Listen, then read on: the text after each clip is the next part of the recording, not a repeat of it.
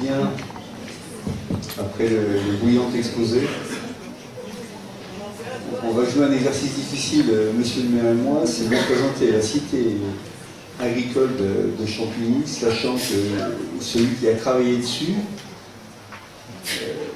Laurent Leroy, est absent. Donc il nous a transmis ces documents, on va vous présenter ça. Mais on a bien aimé, en tout cas, l'idée de regarder le patrimoine à travers sa perception, et donc c'est de ça dont on va débattre. Cité agricole de Champigny, c'est pas loin d'ici en plus Champigny, donc on reste assez bref, dans la mesure où tous ceux qui voudront venir visiter se feront un plaisir de vous y emmener. La promenade est plus significative que l'exposé. Habitation modèle pour ouvriers à l'école à la fin du 19e siècle. Alors, la singularité de cette cité, c'est qu'elle a été construite dans une commune en 1851, dans une commune de 700 habitants. Et donc, c'est une personne de Seigne qui était connu chez De Seigne. De Seigne était un notable. Un notable local. Un notable qui a été notaire sur Paris et qui avait une fortune assez importante, qui s'est trouvé vers 1850 à être maire de Champigny et député des Lois-Achères. Et par cela, il était. En gros, la commune de Champigny avait à peu près 2200 hectares, il y en avait 700 qui appartenaient à la famille de Seigne. Donc toutes les fermes, toutes les terres étaient en sa possession. Et donc, pour aller très vite, il a eu trois enfants qui sont décédés, il n'avait pas d'héritier direct. Donc, son héritage, il l'a donné en testament et il a eu l'idée de cette construction de la cité agricole, mais il a donné aussi beaucoup pour le département. Alors des fois je m'amuse, les conseillers généraux là, non, je m'amuse de temps en temps de leur dire que quand il manque les marges du conseil général, il y a une grande plaque à côté où il y a marqué bienfaiteur de Seigne, ce qui leur permet d'avoir un bureau, une chaise.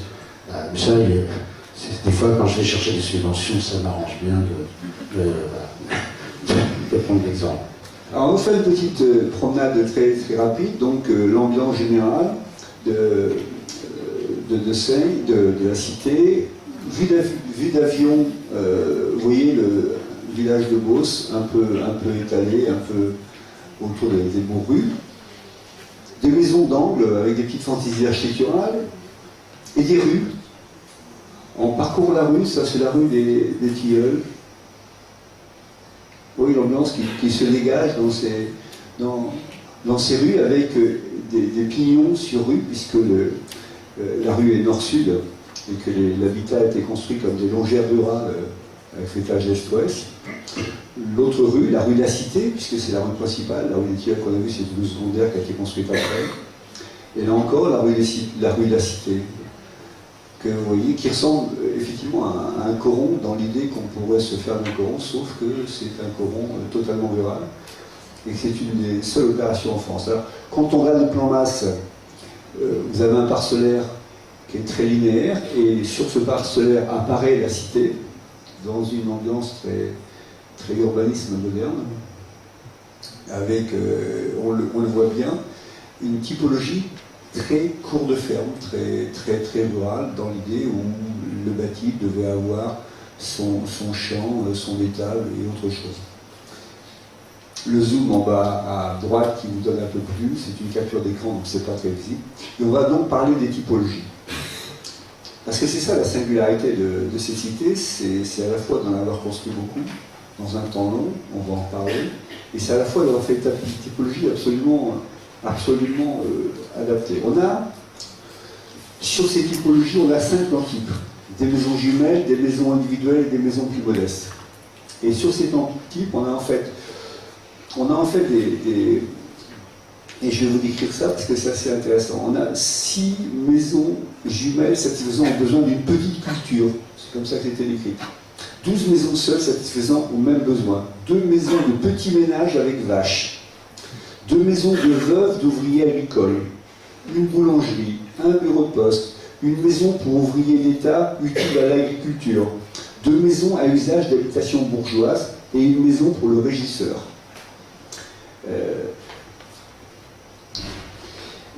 Les types 2 comprennent une salle de séjour, une cuisine avec four, une écurie, une étable, une porcherie et un bûcher autour d'une cour.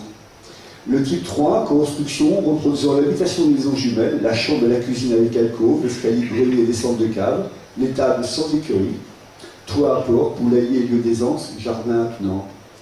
Le type 4, construction de l'habitation est semblable au type 2, mais il y a une petite étape et des lieux d'aisance. Et le type 5, la plus belle habitation, destinée à une veuve sans enfant, encore capable de vivre seule, 2 pièces lui suffisent, l'escalier de grenier lui est indispensable, elle dispose d'un petit appentis en un bûcher en appentis. Pour compléter certaines de ces petites fermes, on les pue, il existe des puits collectifs, et donc on voit bien là-dedans une typologie absolument singulière qui est vraiment ancrée dans le besoin de la population qui doit être logée. On est dans une population rurale. L'idée initiale, c'est de maintenir la population dans la commune qui fait 700 habitants. Et donc les typologies, je vous les montre simplement en photo. Vous voyez les bâtiments qui ont été évidemment restaurés, réhabilités, et on a un peu perdu cet usage agricole, même si en haut à gauche, on voit encore qu'il y a un jardin. En bas à droite, on voit encore la partie établie, et puis on voit bien que les usages modernes ont un peu changé la chose. Autre photo, vous voyez, qui fait quand même qu'on a l'esprit de la longère, avec, comme dans la longère très classique, la partie habitation et les différents usages à côté. Alors, pour parler de ce sujet, il nous a semblé, et j'étais très passionné par l'exposé précédent, de poser 2 questions. Pourquoi faudrait-il patrimonialiser? C'est la question. Alors, effectivement, on est tenté de dire il y a un héritage et une histoire forte. Est-ce que l'histoire est forte et a été totalement intégrée par les habitants de Champigny, monsieur le maire? Non, je ne pense pas. Il faut peut-être repartir à un moment donné, que d'ailleurs je disais, la fortune un petit peu de Seine fait qu'au fur et à mesure, puisque cette cité agricole a été, il avait pensé, plus pour garder, comme on disait, le monde agricole et éviter l'exode, qui commençait aussi dans les campagnes. Au fur et à mesure des successions de la famille de Seine, il a fallu, bien entendu, vendre au fur et à mesure des fermes, au fur et à mesure des maisons. Un équilibre a dû changer, c'est-à-dire que le pouvoir de Seine n'était plus là. Un autre équilibre rural avec des grosses exploitations est arrivé, et le transfert, à mon avis, s'est fait surtout après la Deuxième Guerre mondiale, où on n'a pas essayé d'exclure cette cité, on a essayé simplement, il me semble, de ne pas forcément en parler. Alors moi, j'avais demandé d'intervenir, mais effectivement, dans l'habitat et dans l'urbanisme, je ne connais pas forcément. Simplement, je suis acteur tous les jours d'un quotidien. Alors quand on dit patrimoine, tout ça m'interroge aussi. Mais donc voilà, et je pense que depuis quelque temps, je me suis mis à en parler, et j'étais assez étonné d'ailleurs que ça pouvait intéresser. Et il y a des choses qu'on pourrait reprendre aujourd'hui. L'allée des Tilleuls, par exemple, il me semble que c'est la plus belle. Si on voulait refaire un lotissement aujourd'hui, il y a un espace qui est devant entre le collectif et le privé, qui fait quoi? Qui le prend, qui l'utilise. Ça, c'est quand même intéressant. Vous pouvez aussi, dans la rue de la Cité... On va en parler après, on continue un peu la première dépôt. Alors, effectivement, faut-il patrimonialiser? Une histoire forte, c'était indéniable. Histoire forte, parce qu'il y avait quand même un notable qui a fait ça dans un grand esprit hygiéniste de l'époque, où, effectivement, à l'époque, on se souciait terriblement des... Je vais vous lire le rapport qui a été fait par Georges Picot, parce que cette habitation a eu une médaille d'or à l'exposition de Paris. Et je vous lire le texte, c'est quand même intéressant. En 1889, De Seyne présente sa cité agricole, l'exposition universelle de Paris. Elle concourt parmi 86 autres exposants à la section sur les habitations ouvrières du groupe consacré à l'économie sociale et reçoit une médaille d'or. Et c'est important, 25 exposants en médaille d'or. Elle est en concurrence dans le coin avec notamment des petites cités à Amboise et à Tours, la cité même à Tours que certains connaissent. Le rapport précise les choses suivantes. Dès l'introduction, Picot, celui qui a fait le rapport, juriste et historien, membre de l'Institut, dit quoi? Il dit rappelle l'importance des conditions de logement des ouvriers en affirmant que l'habitation humaine est intimement liée au progrès de la civilisation. Il décrit les nombreux problèmes entourant l'habitation ouvrière. L'insuffisance et le déplorable état des petits logements reproduisent à la fois divergentes de mots, deux points ouverts guillemets, répulsion pour le foyer domestique, dispersion et destruction de la famille, corruption de l'enfance, attrait irrésistible du cabaret, source de colère contre la société, telles sont les conséquences directes et presque inévitables de l'habitation dans une chambre unique d'un père et d'une mère ayant plusieurs enfants. Il évoque donc l'influence du logement sur l'état moral, le logement hideux et le pourvoyeur du cabaret. Voilà l'esprit dans lequel ça a été cité. Donc c'est vrai que c'est une mémoire forte, parce que la mémoire est pérenne, actuellement, pas vraiment. Donc, posons-nous. Deuxième point d'interrogation, faut-il patrimoniser? Ben oui, il y a une typologie flamante, quand même. La construction était très longue, vous vous rendez compte, on a mis 30 ans à construire ça. Et je pense que les 30 ans ont peut-être été un des facteurs d'appropriation par la commune rurale. Ça commence avant la guerre, c'est interrompu par la guerre, ça finit après. Ce n'est pas notre cas de production du cadre de vie, où on fait ça tellement rapidement qu'on n'a pas le temps en tout cas de sédimenter ça. La typologie est assez remarquable, classique, banale, longère, mais la longère dans un coron, c'est quand même assez remarquable. Les usages sont particuliers quand même. Et là encore, ça suggérait une patrimonisation. Et puis, c'est un maintien démographique. Ça fait partie puisque pendant un certain temps, Champigny, qui était à l'écart du tramway, a pu maintenir sa population, c'est ça. C'est ça, oui. Oui, jusqu'en 20e siècle à peu près, où on était à 800 habitants, donc on est descendu effectivement faisant, mais pas sur un axe non plus, mais ça a permis de stabiliser une population. Transmission, c'est le seul exemple connu. On a beaucoup de logements ouvriers, mais l'ouvrier rural n'existe pas. C'est le seul exemple connu en France, et on trouve ça absolument passionnant. Donc effectivement, ça a suggéré l'idée de patrimonialisation. Reconnaissance tardive aussi. Pourquoi ça a été si tardif? Alors on a eu des explications dans les débats. Peut-être que c'est une histoire un peu féodale quand même, quelque part. Le notable qui pense à ces ouvriers, est-ce que ça n'a pas été enfoui d'un moment à un moment donné? Est-ce qu'il faut se féliciter, même si c'est une période historique, de ces gens qui pensent à leurs ouvriers pour les maintenir en état de travail? C'est une question qui peut-être fait qu'on a un peu négligé ça. Démographie déclinante, après, une fois que ça a duré un certain temps de maintenir, mais après la démographie. Et puis en fait, il y a une réalité, c'est qu'il y a la disparition des usages ruraux au profit des usages urbains. On ne s'est pas vraiment intéressé à ça parce que les usages ruraux n'étaient pas plus prédominants dans la population. Alors on s'est dit, et c'est la dernière chose qui va ouvrir le débat, la dernière diapo, peut-on passer de l'exemplaire à l'exemple? Est-ce que cette exemplarité peut servir d'exemple? Et donc, du coup, justifier cette réflexion sur la patrimonialisation du paysage ordinaire. Est-ce que c'est productif? Je pense que ça peut se refaire. Où en prendre des exemples. Si. Est-ce que un peu vite tout à l'heure. Ouais. Allez-y, reprenez. Ce que je voulais aussi dire, que c'est possible de le reproduire, c'est possible de prendre des idées sur la lait des tirs, par exemple, c'est ça qui me plaît le plus. Mais dans la rue de la Cité, vous avez aussi des maisons qui sont, je veux dire, face à face, sur le côté. Le voisin rentre sur le même espace que l'autre voisin. Quand le matin il peut sortir de chez lui, en fin de compte, il voit son voisin qui est de l'autre côté. Ce qui est bizarre depuis un siècle, c'est que personne n'y a mis un mur, personne n'y a mis une végétation pour dire je ne veux pas voir mon voisin d'à côté.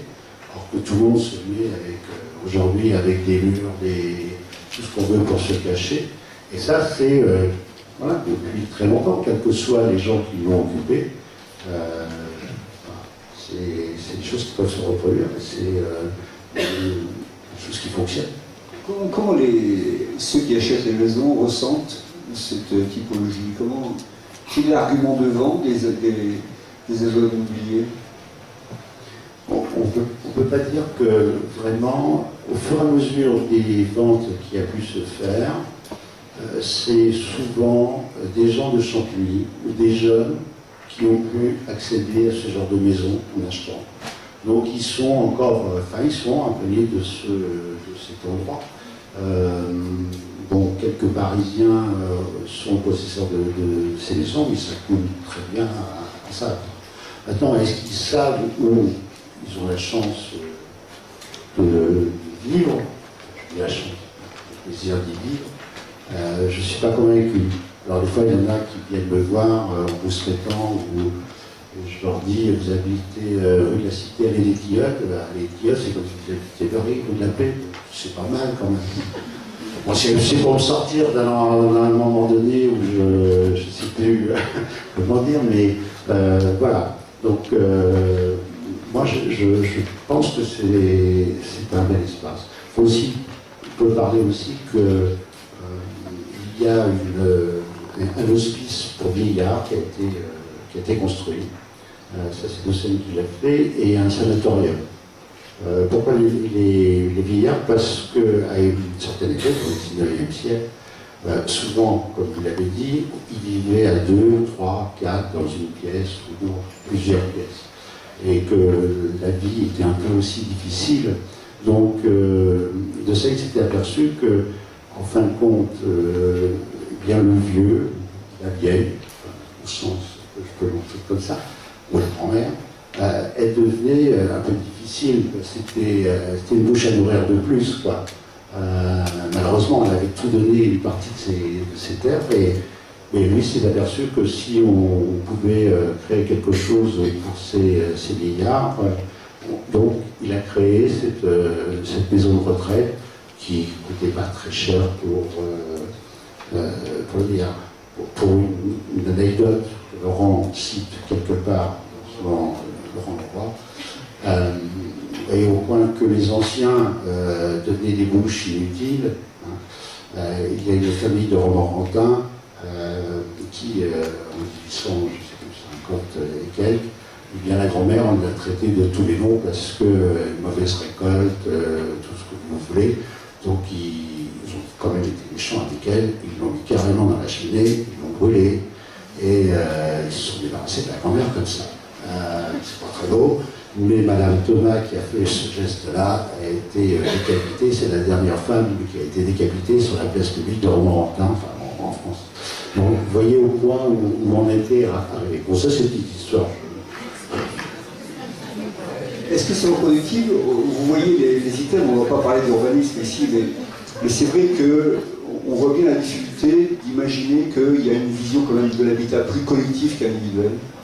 Même si l'habitat individuel, ce genre d'espace ruraux, est un espace très propice à l'appropriation, on voit bien le plaisir qu'ont les gens d'acheter des fermes. Il y a une réalité profonde. N'en demeure pas moins qu'on voit bien qu'il y a un ensemble, qu'il y a une appréhension collective qui peut rebuter certaines qui pensent quand même que l'acte est individuel. Alors, pour terminer, puisqu'on solde là, moi je vais reprendre la question qui a été citée par Antoine Cesseur, et je trouve que c'est la bonne question. Est-ce que finalement, ce patrimoine qui peut se projeter dans l'avenir, est-ce que c'est un bien commun pour la commune?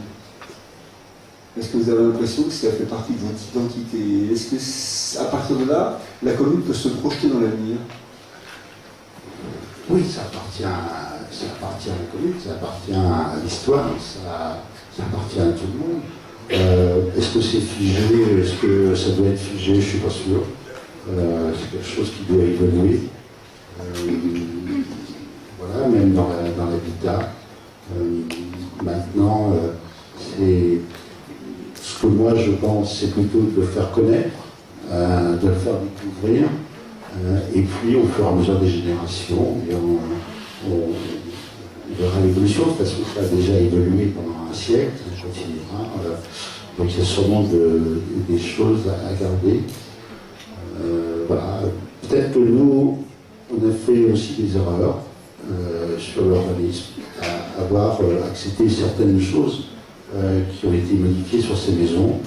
J'en ai eu pour exemple, mais je trouve, là c'était, j'étais pas là, j'étais conseillé, mais c'est ce qu'il ne faut pas reproduire, quoi. Ça c'est pas très beau.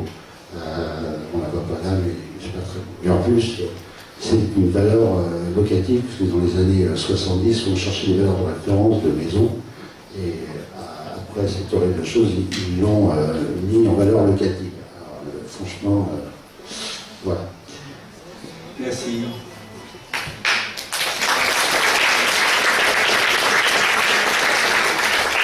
Merci. Moi j'ai l'impression qu'on est sur un paysage ordinaire, pas si ordinaire que ça finalement, on regarde la spécificité architecturale. Est-ce qu'il y a des questions Une très brève, juste, est-ce que ce site fait l'objet de mesures de protection particulières ou juste d'études attentives? Non. Il n'y a aucun élément, enfin, rien n'est classé. Toro a raison, on peut en discuter. C'est pas toujours. Bon, Toro a raison. J'ai pas forcément la réponse. Hein. Pas forcément la réponse. Là. J'avais une question à peu près similaire là. Par rapport à, je ne sais pas s'il y a un poste, on n'a plus, vous avez pris aucune mesure de protection particulière, même au niveau communal, sans parler de classement. Oui, oui. Non, on est sur une carte communale. Donc on ne peut plus, on en parle. Disons que c'est un coût assez important. C'est une chose. Je pense qu'on peut peut-être le faire plus sur l'intercommunalité. Bien que profitant un peu du retour de ce que M. Lewen avait parlé tout à l'heure entre décideurs et tout, il faudra quand même qu'on baisse un peu de compétences en tant que maire. Mais ça viendra sûrement, oui, je pense, oui. On sera obligé d'y passer. Mais je pense que les jeunes, aujourd'hui, respectent davantage leur l'habitat. Ils font pas n'importe quoi. Ils restent dans des choses, même si ils aménagent, bien sûr, tout le confort qu'ils doivent. Mais, je veux dire, sur le bâti, ils le respectent davantage. Je pense qu'ils comprennent tout doucement où ils habitent. Oui, cette histoire d'habitat rural que j'ignorais, enfin, nous interpelle sur nos formes d'habitat. Tout d'abord, je tiens à saluer un élu qui reconnaît publiquement qu'on peut faire des erreurs, et déjà faire des erreurs, c'est admettre qu'on peut évoluer dans le bon sens, donc ça c'est très bien. Alors justement, concernant l'habitat, actuellement, on a eu les excès que l'on sait de l'habitat collectif, et j'ai résidé en cité HLM, donc je sais de quoi je parle, et on est tombé un petit peu dans l'excès inverse de l'habitat individuel qu'on dénonçait tout à l'heure, à savoir tous ces champs de pavillons entourés de clôtures, voire pire de murs. Il y a, semble-t-il, des formes intermédiaires d'habitat semi-collectif qui participent à la mixité sociale. Et je crois d'ailleurs, c'est en Suisse ou en Allemagne, il y a eu des expériences très intéressantes de fait là-dessus. Est-ce qu'on ne pourrait pas réfléchir à des formes d'habitat? Je sais qu'il y a des architectes qui ont un certain nombre d'idées là-dessus. Je vais essayer de vous répondre brièvement sur ce sujet. L'habitat est intéressant ici, c'est une chose que j'ai oublié de dire, parce que tous les bâtiments ont été construits avec des matériaux locaux. Donc il y a une appréhension, une appropriation facile, puisque finalement c'est des pierres du coin, c'est de la chaux, c'est de l'argile venue. L'argile, pour fabriquer des briques, est extraite d'un terrain appartenant à M. Bessel. Oui, il y a une espèce d'appropriation avec les matériaux. Bon, maintenant revenons à la modernité de cet habitat. Est-ce qu'il est moderne? Oui. Il est moderne, pourquoi? Parce qu'il offre plusieurs composantes qui sont les éléments d'une modernité. Première composante, la capacité dans un habitat de pouvoir évoluer, de pouvoir approprier des usages multiples. Le côté multifonctionnel. Ça, c'est quelque chose de très moderne. ce qui n'offre pas les pavillons. Parce que, pour reprendre votre propos, on est dans un monde industrialisé tout de suite. Le pavillon est le produit type du monde industrialisé. Et la campagne est le champ d'expansion de l'industrialisation. Il faut en avoir conscience. Là, on est dans un autre registre. On a un registre d'une fabrication collective par une personne unique. Donc, on change totalement de registre. On n'est plus sur la production individuelle que j'achète. On est sur quelqu'un qui fait une offre sur le marché en disant ça change totalement la voiture. Donc, est-ce que c'est moderne? Oui, parce que l'habitat est multifonctionnel. Est-ce que c'est moderne? Oui, parce que dans les problèmes climatiques qui nous impactent maintenant, la longère est une forme d'habitat absolument intelligente. On a un fêtage est-ouest, on a une façade sud, on a des espaces nord-tampons, donc c'est assez prodigieux. Est-ce que c'est moderne? Oui, pour une troisième raison. Parce que la demande sociétale, notamment, il y a une étude du Crédop là-dessus, les habitants, ils veulent quoi? Ils veulent de l'intimité et de bon rapport au voisinage. C'est ça leur demande essentielle. Or là, elle est parfaite. On a de l'intimité et de bon rapport au voisinage. Est-ce que c'est moderne? Oui, parce que les espaces publics sont intelligents. Donc, je pourrais décrire ça à l'extrême. Donc, est-ce que la forme peut être productive dans une modernité? Oui. Est-ce que ça offre, dans la question centrale, je terminerai là, parce qu'on pourrait être très loin, la question centrale qui est posée par l'État sur la densité. Est-ce qu'il faut être dense ou pas dense? Oui, on sait faire du logement individuel à 50 logements hectares, des choses comme ça, ce qui est énorme. Donc on n'est pas obligé de faire la barre. Mais revenons à ce que je disais initialement, la vraie question c'est qui produit ça? Qui commande, qui fait? Si c'est un système de production industrielle, c'est pas bon. Il faut trouver le donneur d'ordre, il faut trouver l'élu, il faut trouver le promoteur capable de faire ça et dire à un moment donné, je fais une offre collective qui va être acceptée comme telle. C'est la limite de l'exercice. Je vais parler. Il y a, juste pour rebondir sur ce qui venait d'être dit, il y a 1 an et demi, la classe de 3e année à l'ENSNP avait fait un travail d'1 semestre sur votre commune. J'aimerais savoir quelles connaissances vous avez eues de ce travail et également qu'est-ce que ce travail vous a apporté dans votre réflexion, dans ces réflexions très contemporaines qui viennent d'être soulevées. Oui, c'est une bonne et mauvaise question. Tout à l'heure, on en a parlé justement. Vous avez travaillé sur vous-même? Oui. Oui. Donc, j'ai pu peut-être vous croiser dans le village, avec un petit peu de regret. J'en ai jamais eu un retour.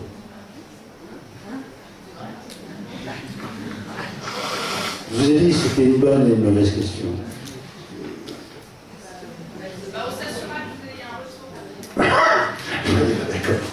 Non, mais c'est pas. Mais c'est vrai que vous avez travaillé plusieurs mois sur ce dossier. On l'a présenté et on a parlé tout à l'heure. Il n'y a pas eu ce retour. Pas tout dommage.